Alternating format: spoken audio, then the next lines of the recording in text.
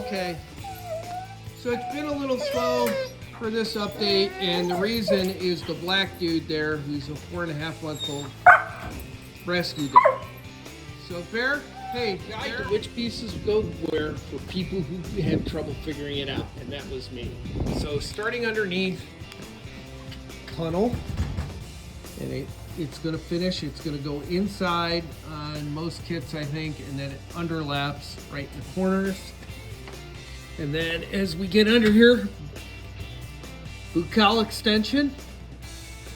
And you can see we had to notch it out for the gear. I may have gone a little bit big, but I have to make a cover plate to cover each side of these and the gaskets and all that kind of stuff. Coming up from there, this is listed as boot cowl extension below the door, which was what confused us.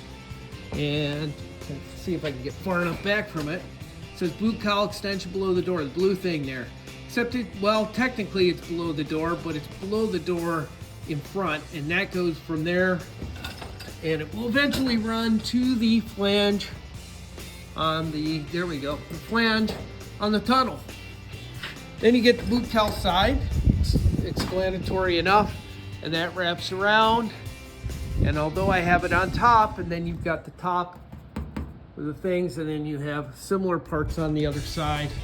And then you have the boot cowl side extension, which links up on the side under there to the boot cowl extension and terminates here. And like that, I guess you could build it without this part at all. You could take the fabric all the way up here and cover that. However, we're decided the place we think the airplane's most likely to get kicked is down in here as people are getting in and out. We see that as potentially getting whacked a lot. So we're gonna go ahead and fabricate a piece that runs from here up to here rather than recut this whole piece. They did such a nice job of cutting it. And we'll just put a seam on it and flush rivet it, and it'll be. We're at the top of the firewall right now, and this is the piece that was in question, and maybe it was a Monday part, but originally it was notched very asymmetrically. This is an enlargement of the original notch, and you can see the other one. They were off each other by about 1.5 inches. So it looks like to us it was a mismeasure. It's not a big deal. Let me see if I can back up from this part. I'm gonna back up. You can see the edge, and what we're going to do is we're going to expand that part a little bit, a couple inches each side on top, and what we're going to do is coming down to the side. We're now looking at the side, so there's a piece on top that we're going to recut. We're going to make it wider, and we are going to put a big access panel back here so we can get behind in case we need to get behind the panel. So we're coming down the side, and we're right below the door hinge here. This is about where we figure we're gonna put a break in, where we're gonna put a break in here for an access panel for maintenance. And then we're gonna carry that all the way down and underneath. So we're gonna start by remaking this piece. As I said, the quality of the kit's been very, very high. This one piece had an issue, and rather than mess with it, it's easier just to remake it. And we have some extra aluminum. So we're gonna go back to our cardboard aided design. So I've got a scrap of cardboard. You can tell I've been using it bad enough. But here's our solution for the kind of goofy cowl piece. Now, we've reversed this. It now goes in from the front. There's a piece I haven't fabricated yet. That will be the cover up here that neatens this up. Partially, we're waiting. We think we might put a defrost vent up in here with a computer fan underneath it to potentially just blow some warm air on the windshield.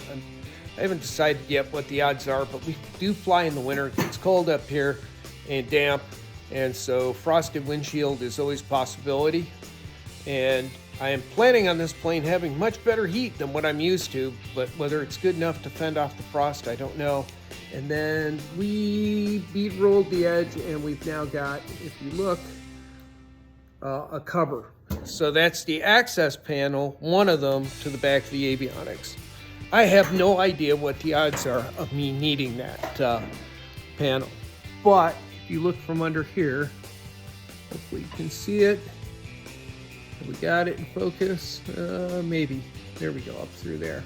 It's a pretty good sized panel, certainly enough to reach a hand down or shine a light down, and between that and being able to open up from here in to reach. I'm hoping that will stay behind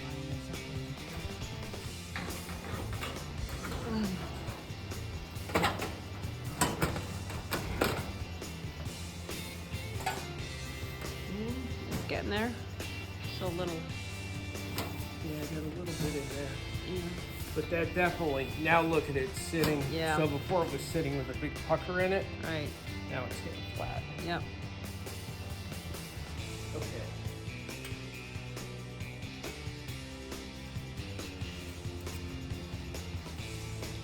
Dan using his English wheel to bend the metal to give a nice smooth curve We on hope. the boot cowl. We hope. Is it showing any sign of bending yet? Mhm. What? I thought so.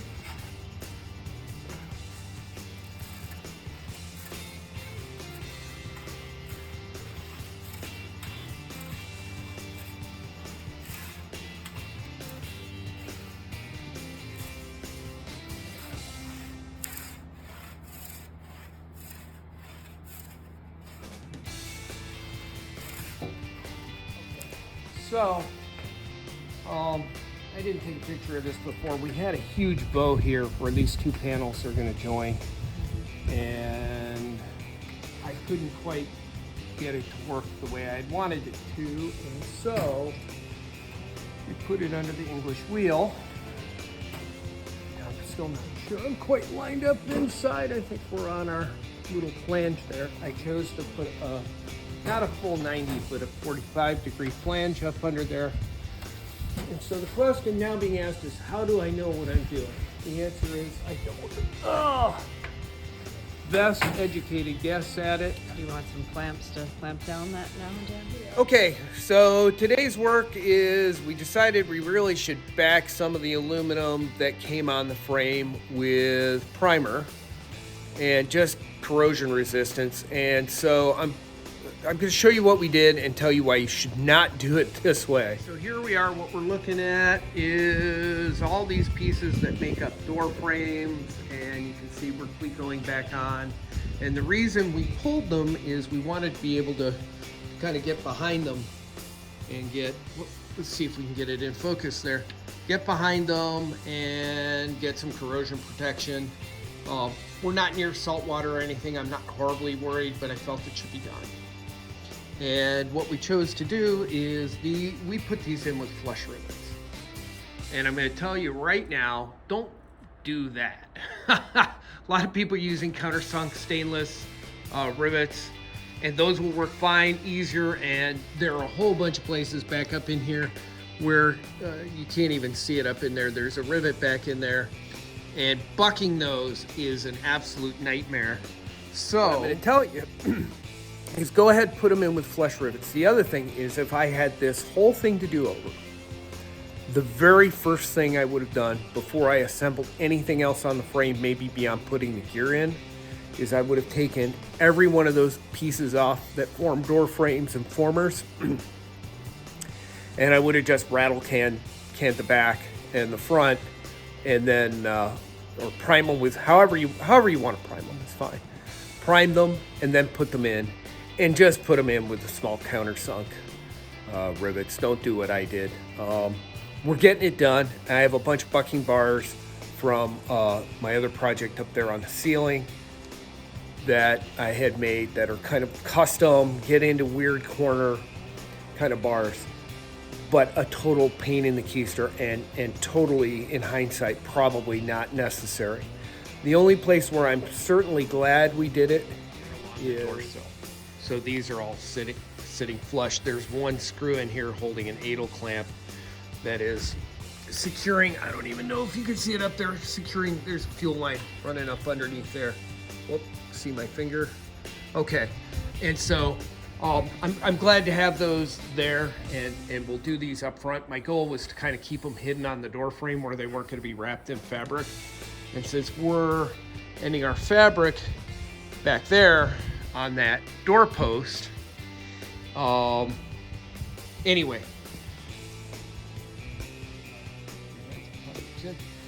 Okay, we're going. Just so. Okay, so Jill and I decided we had put the front piece on here, and we decided we would go with the piece all the way back. I was kind of worried about this area being kicked as people get in and out of the airplane. That's why, and we made it into a single piece. So we started, if you looked at the end of the last clip, you'll see we had a join right here, which was the original piece. But the other thing is there's no, you need to end the, if you want to use the one piece, you have to end the fabric up here. So I thought, well, this is a nice place back here to end that fabric. You know, it's a nice solid piece. We'll get a nice wrap around there. The other alternative, if I'd been thinking fast at the time, would be to create a small piece like this and join it from here, I guess, down to the frame somehow, and then you'd be able to have a nice wrap finish to your fabric. Anyway, we got it started, and the way I'm finishing the bend underneath is we just took a piece of tube that matched the bottom longeron, and we're just going to work this down so I can get a good bend without having to get under the plane. And this is longer. I'm going to cut this off just below the radius. I just want it to wrap around. We can show you on the other one. And I'm just going to work it along, and I'm going to do here to here, and then I'll do, I held it up there long enough to get a bash and a mark on it so I can see where it's beginning to go. And we're going to just work it. And if you're doing it this way, there's just no gentle way to do this. So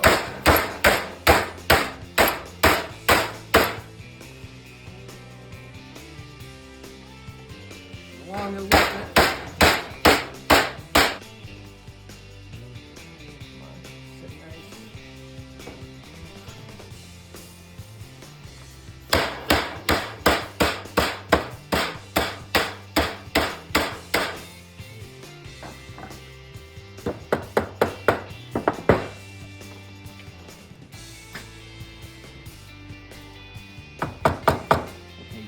So here's our final piece, and it's ready for fitting, and this one's going to get cut back about, I think I left about an inch of overlap underneath to get extra piece, the boot cowl extension underneath.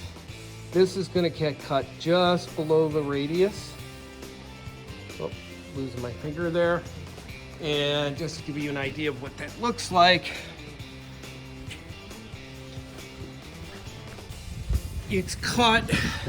You can see from here. So from the top and from the side, you can't see anything. But if you look, come on, focus. Sort of focused. You can see it just went maybe 30 degrees underneath, and that's where I cut it off. And then it gets flap left there. That joins the boot cowl. I've got a little trimming to do back there. And then underneath, somehow we got this piece backwards. This one should be on the top. But it underlaps, it goes about a ½ inch past that screw. So I'm not sure how we did that. We'll have to fix that. So operational error when we reinstalled it. Okay, I've got the belly pan off on the airplane. I'm attaching the two lowest sections of the cowl to it. And a quick word on what we've done to get it to this point. So, what I'm in the process of doing right now is just kind of graining the stainless, waiting for, and oops, with the rivet gun. I decided I was going to join these pieces. This piece of the cowl, gosh, I can't get close enough to it. Anyway, this piece of the cowl is going to stay as an access panel, and it will be removable down to, you can see the seam line there.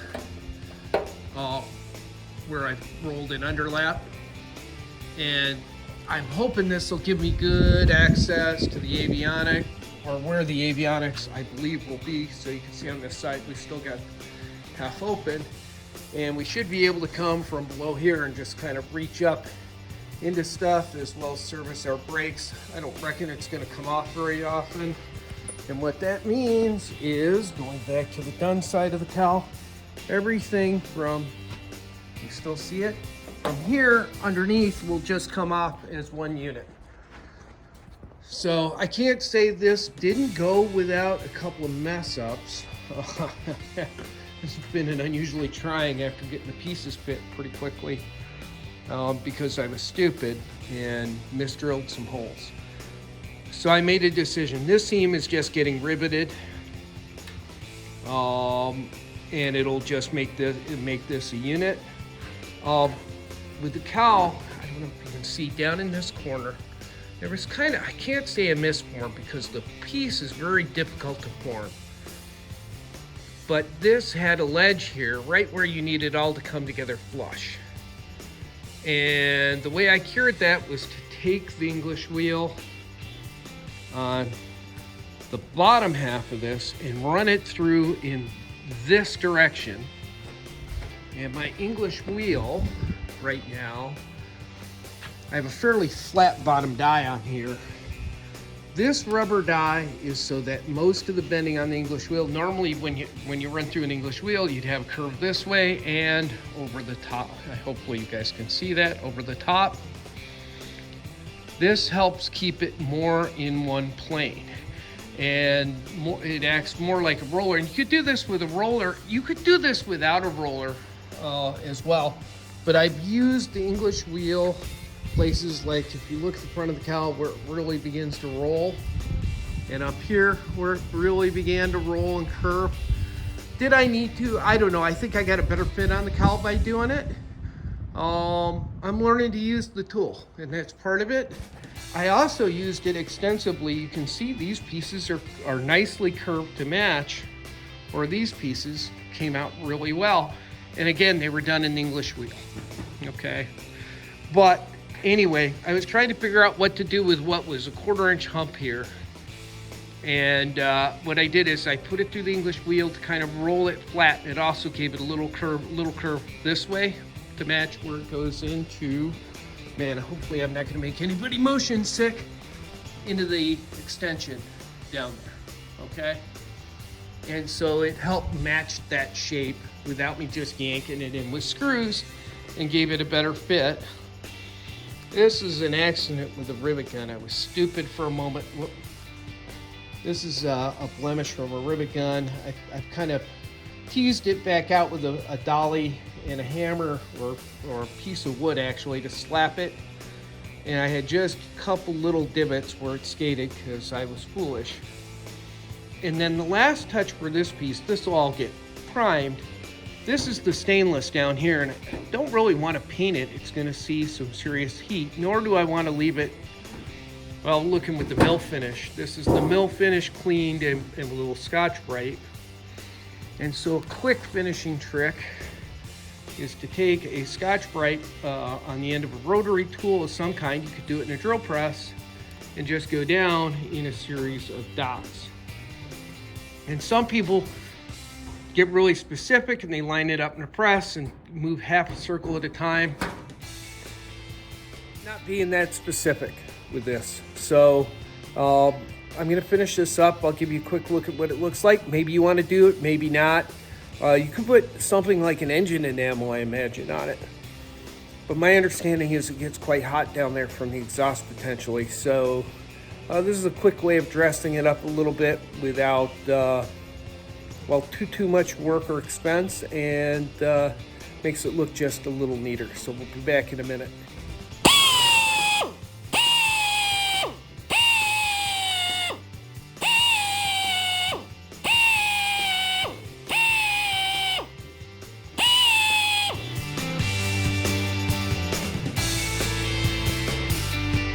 We're just fitting the last pieces of the boot cowl.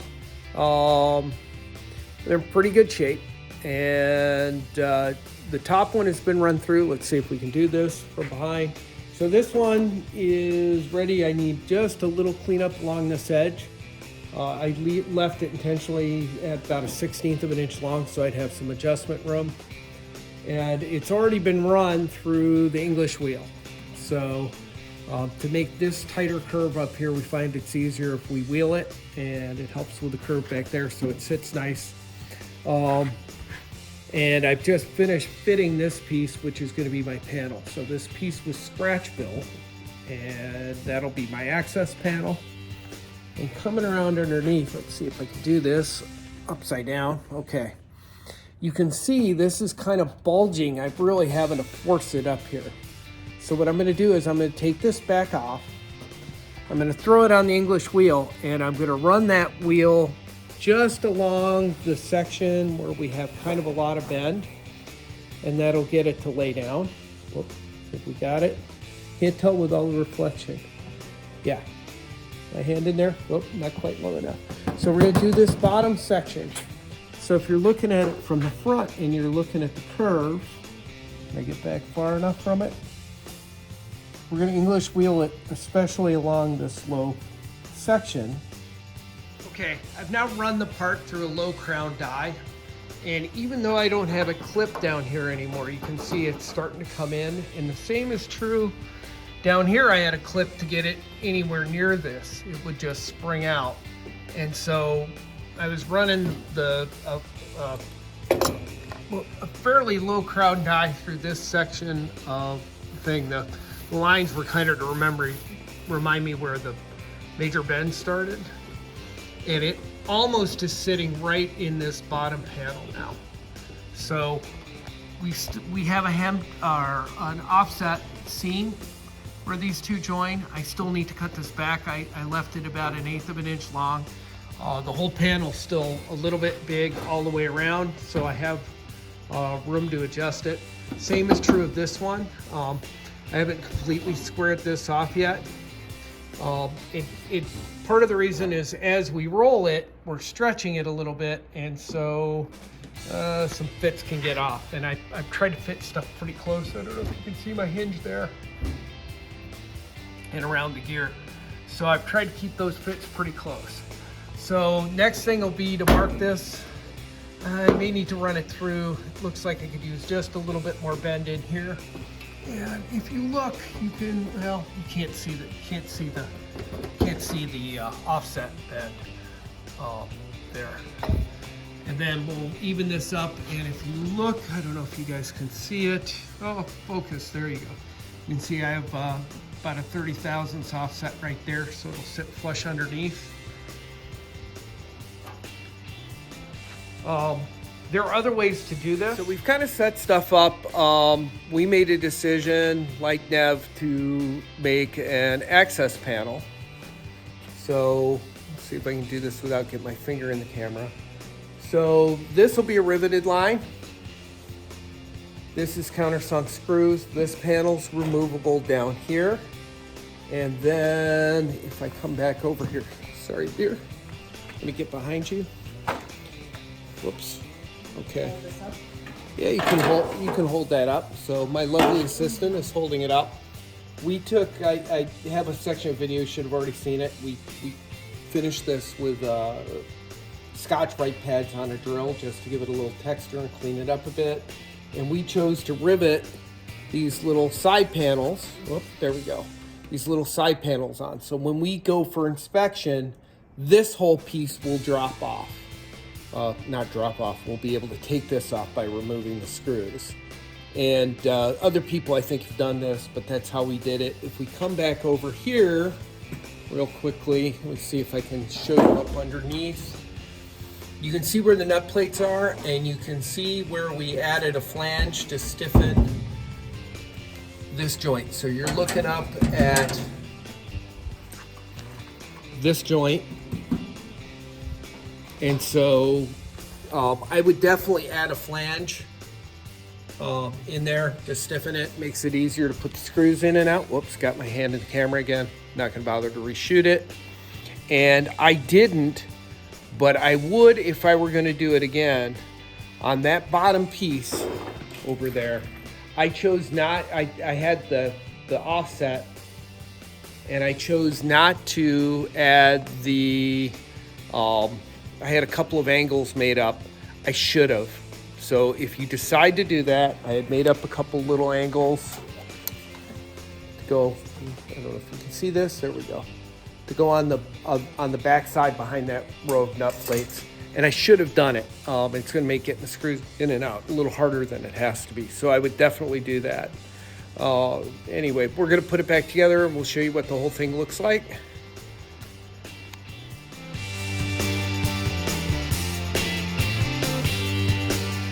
Did it again. The question isn't how everything goes when everything goes perfectly. That's easy. It's how do you manage things that went wrong. So I'm going to show you something that's gone a little wrong, how I'm going to fix it. Maybe it'll help somebody else. You know, one argument could be, oh, let's rebuild the whole panel. And I certainly have done a bunch of that.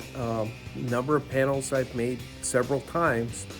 However, this is a relatively minor error. And one of the things we find is if you're too much of a perfectionist, you will never fly your airplane. Unless you're on your second or third airplane, you're going to make some mistakes. So here I have my beautiful wife and assistant, and here I have the belly pan extension, and I put a hole where I shouldn't. And I can't put a rivet in to fill it because it goes up against something on the back side. So we're going to use a little piece of welding rod again to fix this and see if we can't get it right. Fill it.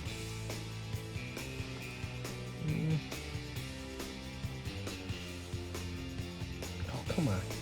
Okay, I gotta get it down flat. Ready? Yep.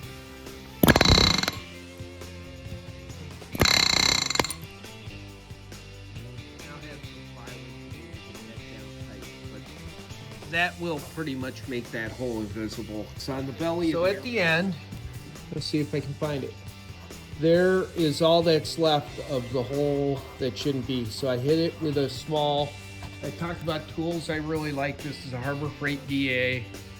And they don't sell the discs, so I buy the round discs and cut them up into small 2-inch sections. And just sanded it off. And that, man, you're gonna have to be very close to that to see it under primer. So I can't speak for anybody else, but we have a number of holes that maybe went where they shouldn't, and that was how we cured them. Obviously, it's a non-structural issue in this case. So tonight, Jill and I are working on the pedostatic system, but these little suckers from Aircraft Spruce. But they say that you really don't want any air disturbance, which I get. You want to keep the static pressure. So they're going into the lathe tonight and just getting a little bit, I'll get it a little bit better, but can you see that? There we go. You see I thinned it down to about half of what it is and giving it kind of a nice rounded edge. Will it make a difference? Don't know, but we're doing it. We'll show you the rest of the mount. So we've got it marked. And straight edge. Straightish. And just double check. I'm gonna pop that in. Okay, you've got it measured.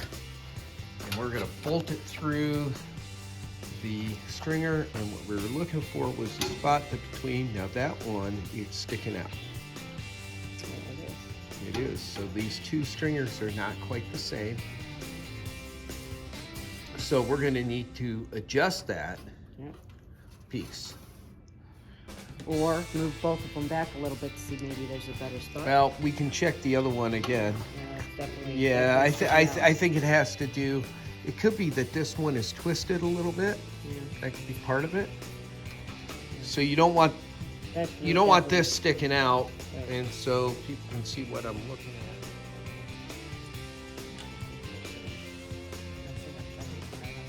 That's what I'm doing. You're welcome. I got them to go. Finished mount. So finished mount, it's bolted in, and we have to get the rest of the fittings on it. You can see where it's been tapered and beveled and otherwise done, so simple enough. We went with the back location. That seems to work well for most people. Okay, so Jill and I decided to start getting some windows in. There she is, flexed here. There we go, Rosie the riveter. And so we pulled all those top pieces out, all the ones that were bare aluminum, and we pulled them out, primed them, painted them, and they're back flush riveted in. Use solid aluminum rivets to do it. I don't know if I'd advise that, pain in the butt.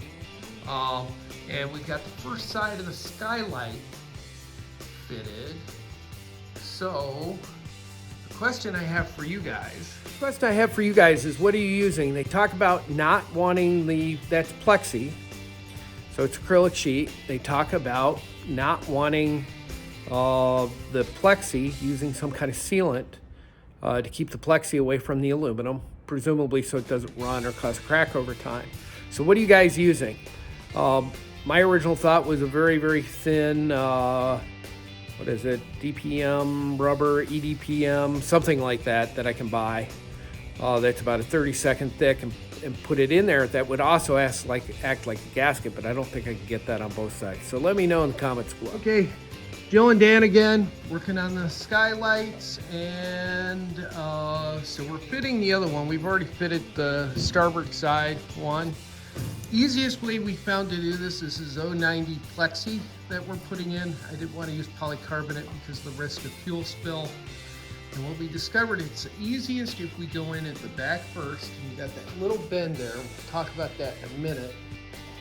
And then what we do is, I'm going to try and do this one-handed, and I'm too close. You want to dog's barking. Hey, bear. All right, and I bend it to get it in that side. And then I found the easiest way to do this is to push it in. And I want to get it to seat up here. This may involve turning this a little bit. I can get it to start in the first little bit and then work it in along. So that's starting to seat there. And what I'm going to do is work my way down it back and forth to start to push it in as I go along. And if this all goes right, you gotta just keep working. So it's going in at an angle. It'll reach depth on this end first. Whoop. Okay. Okay, so you see, I don't know if I can make this clear. All right, where my finger is? Yep. Okay. So that's So we know this is in. all the way in. What makes this difficult is this little bend here. So here's the question for the group at large. My inclination is that's a stress point would be to run a heat gun maybe right along this area a little bit, just to ease the stress on it. Did you not worry about it? So somebody who's done this, if you know the answer, let me know in the comments below.